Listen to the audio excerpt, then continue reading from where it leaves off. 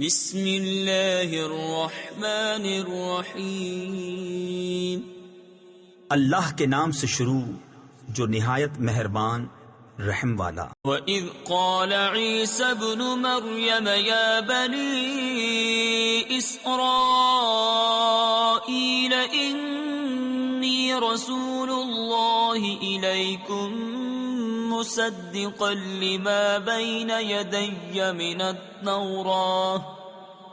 يَدَيَّ مِنَ التَّوْرَاةِ وَمُبَشِّرًا بِرَسُولٍ يَأْتِي مِن بَعْدِ اسْمُهُ أَحْمَدُ، فَلَمَّا جَاءَهُم بِالْبَيِّنَاتِ قَالُوا هَذَا سِحْرٌ مُبِينٌ۔